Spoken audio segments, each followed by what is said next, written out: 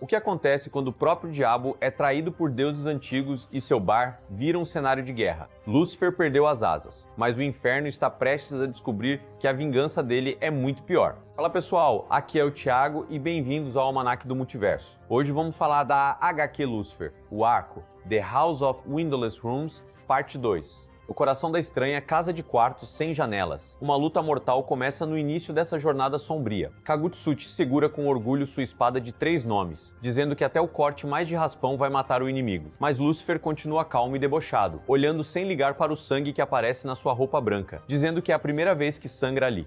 O susto é enorme quando o guerreiro gordo percebe o erro terrível.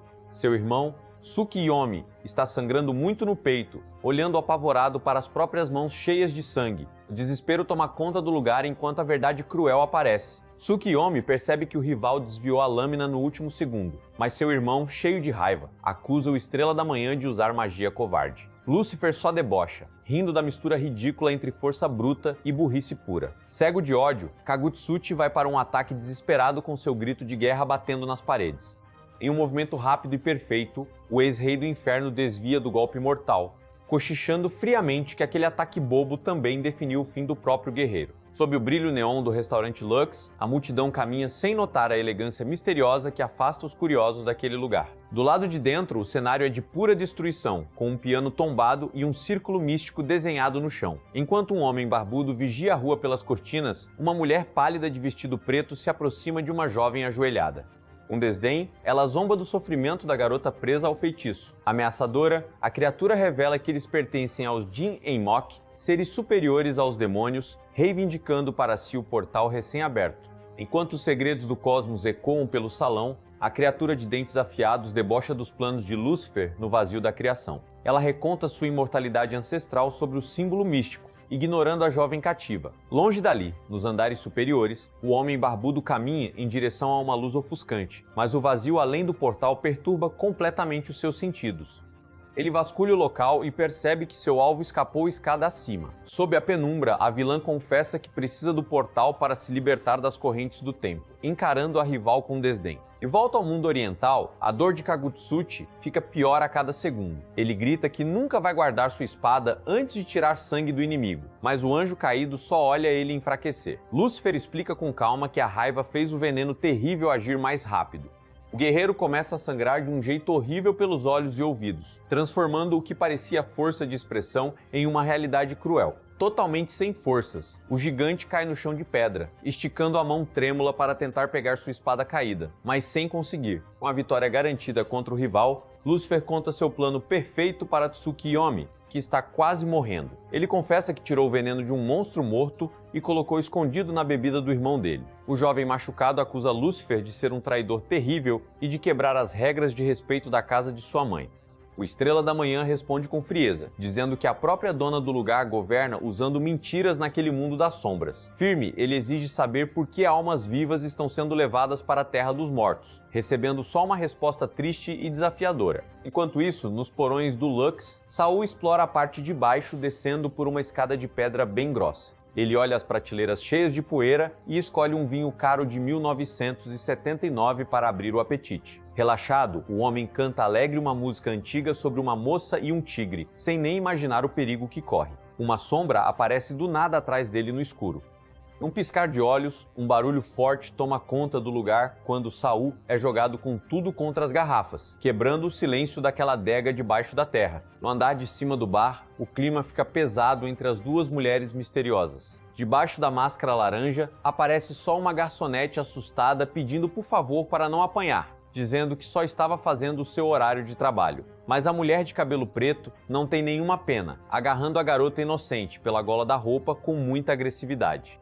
Com um sorriso cruel e dizendo que aquilo são negócios, ela dá um soco violento e sem dó. E o barulho do osso quebrando define o fim trágico da funcionária indefesa bem no meio do salão. Debaixo deles, no escuro da adega, a briga fica horrível e assustadora. Uma mulher com o rosto meio destruído pula do teto e enfia uma faca afiada direto no peito do velho Saul. Achando que pegou o cara errado, ela comemora o ataque rápido, mas o barbudo só dá um sorriso assustador, mostrando que é um monstro de verdade.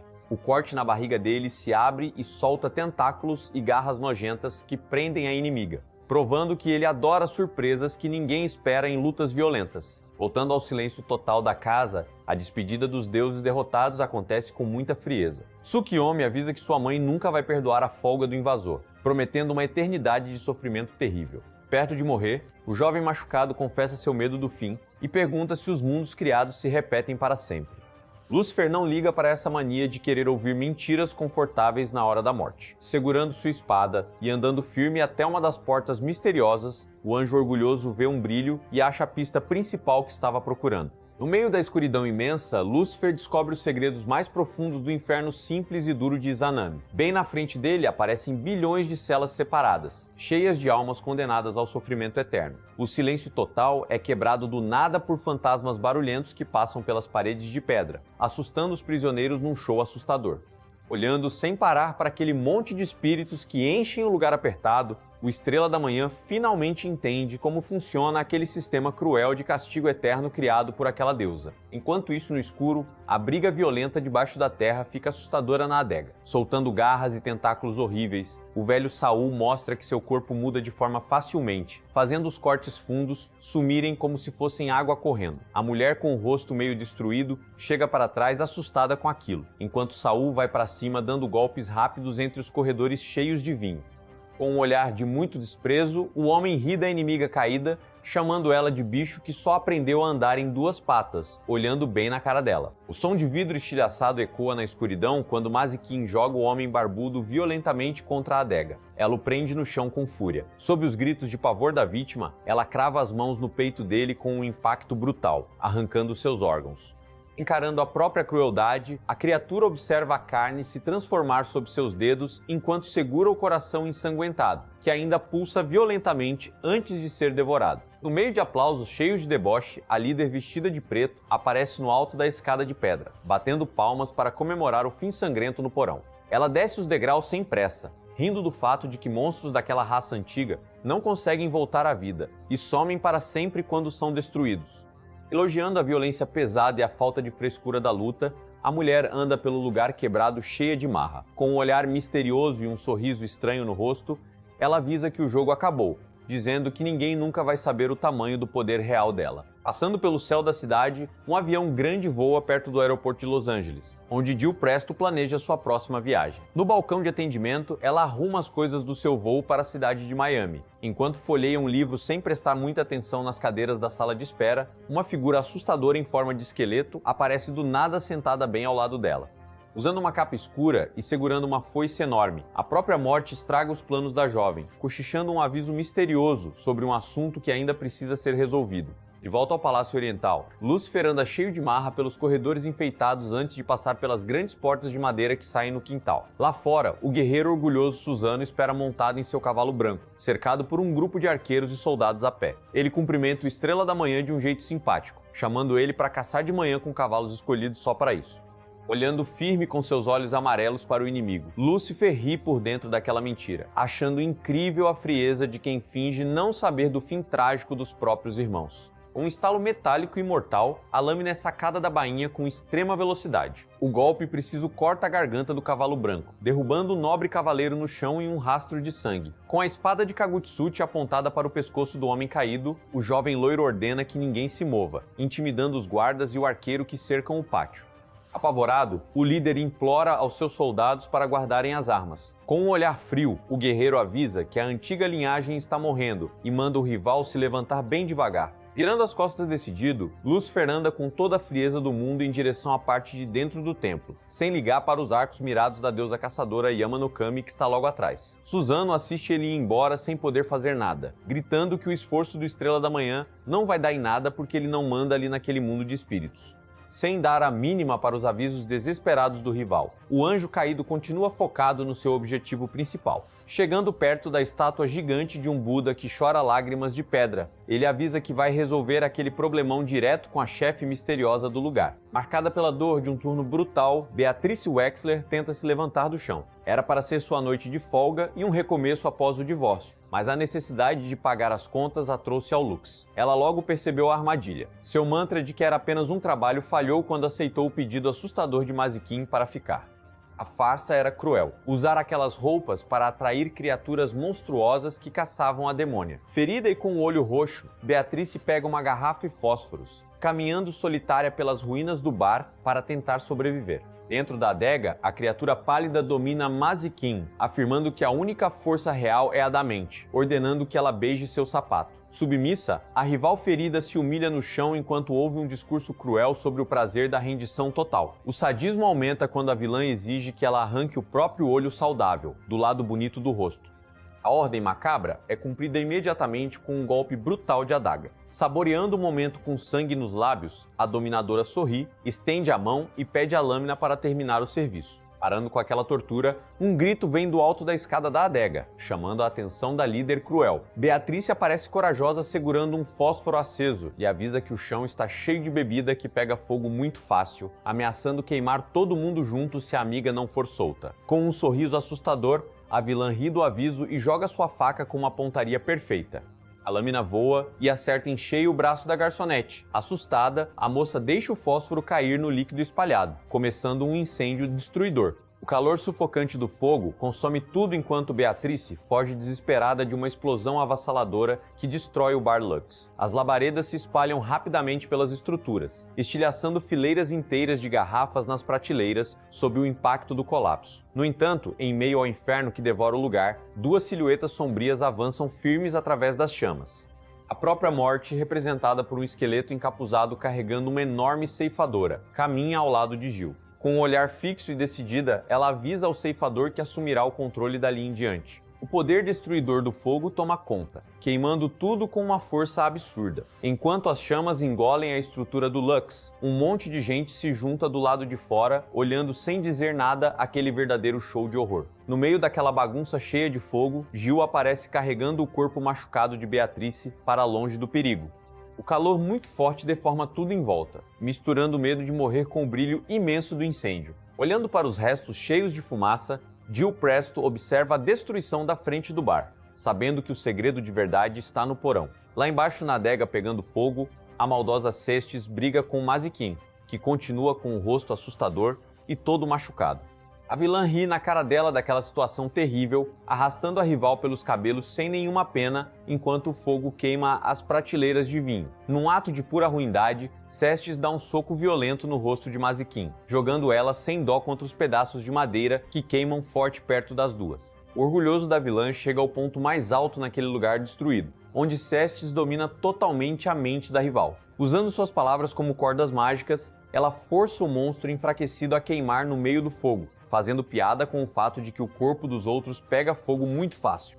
Enquanto sobe as escadas rindo do ataque horrível que acabou com Saul, ela nem liga para os pedidos de socorro do monstro que rasteja quase morrendo no chão. Sem olhar para trás, a vilã deixa a vítima no incêndio, fingindo que aquela briga violenta foi só um casinho rápido de férias. Mudando para o mundo dos espíritos, a história nos leva para o grande templo oriental. Lucifer Morningstar continua mandando totalmente na situação, apontando a espada envenenada de Kagutsuchi direto para o pescoço do orgulhoso Suzano, que está de joelhos. O Estrela da Manhã olha com deboche e muito desprezo para a estátua gigante de pedra preta da deusa Izanami.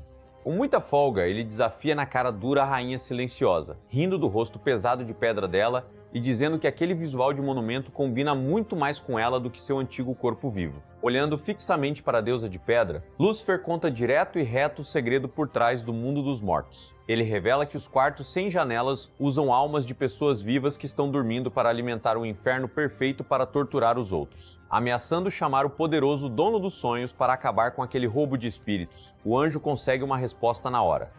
Sentindo o peso da ameaça, a estátua de Izanami se mexe de leve. Usando a boca de Suzano, a deusa dá um passo atrás na briga, oferecendo devolver na hora as asas perdidas de Lucifer para pagar pelo erro. De volta ao Lux, o fogo continua destruindo tudo na sua segunda fase. Cestis anda sem pressa pelo rastro de destruição, sentindo que uma força invisível e forte puxa ela em direção ao portal. Igual a lua que puxa a água do mar, o espaço vazio começa a sugar a alma dela para fora do corpo físico.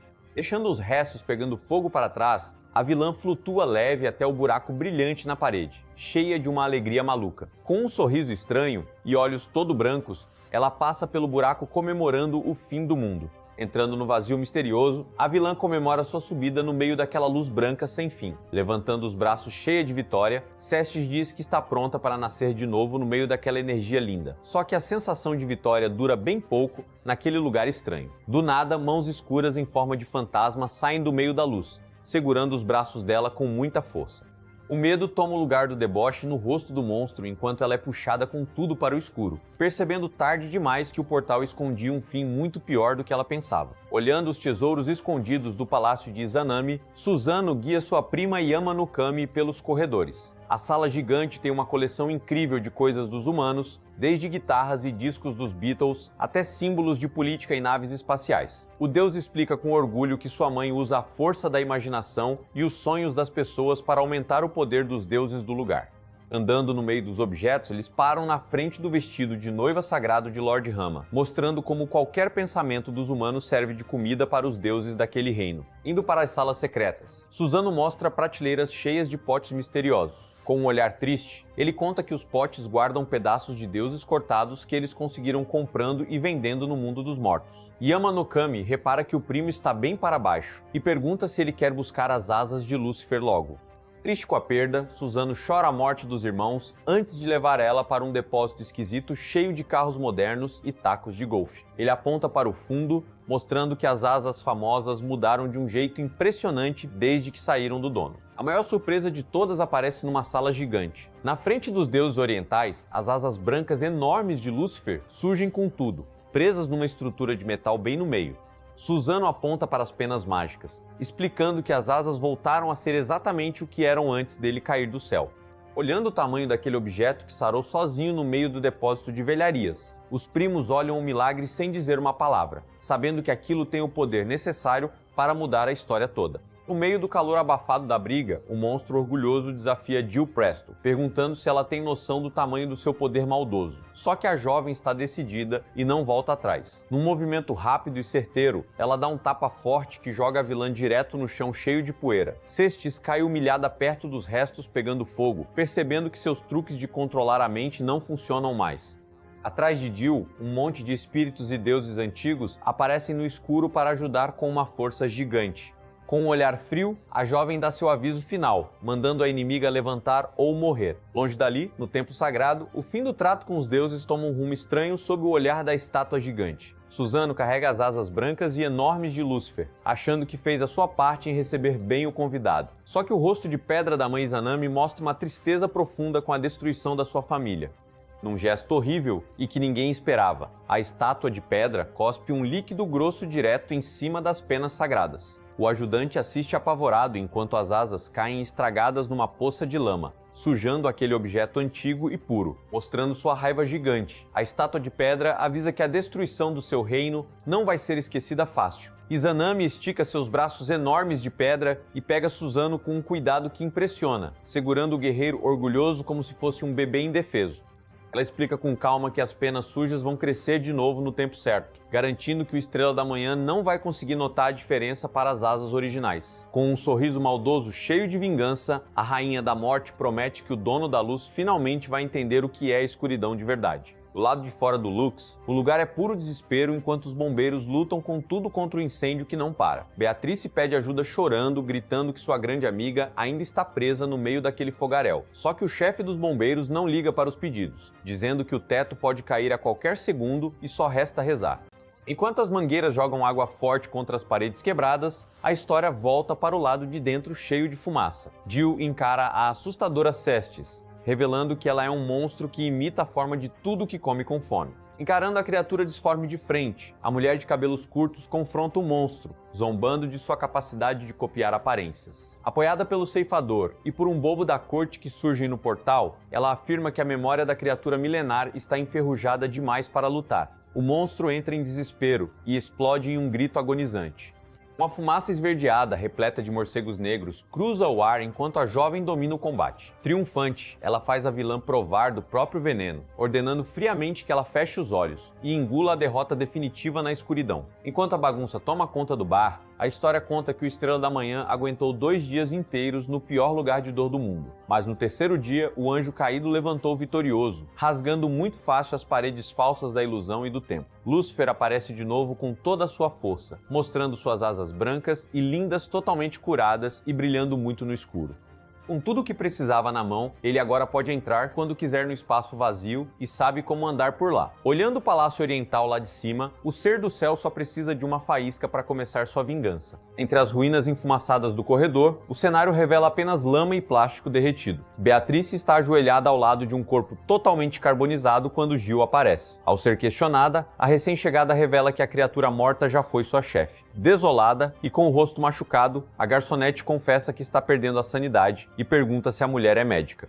Observando de perto os restos esqueléticos e assustadores de Mazikeen no chão, a jovem nega com ironia, mas se agacha para analisar o cadáver mais de perto. Desafiando as regras do destino, Jill pergunta para a Morte se o monstro morreu de verdade depois do incêndio terrível. A Morte responde que ela só está sem forças e que seu trabalho naquele mundo acabou. Não ligando para o aviso, a jovem exige que ela a cure e entra numa visão mágica profunda de outros mundos possíveis. Ela vê milhões de linhas do tempo onde a briga nunca aconteceu e a mulher de máscara continuou inteira. Nervosa com os rostos destruídos que vê nessas imagens, Jill manda na situação, obrigando o esqueleto poderoso a aceitar o trato e desfazer o estrago. Passando pelo céu iluminado, uma figura com asas corta o escuro da noite bem em cima do bar destruído. Um anjo forte passa pelo teto quebrado antes de fechar as asas brancas e sumir no meio da fumaça preta. Lúcifer aparece muito bem arrumado num terno perfeito, segurando tranquilo uma taça de vinho.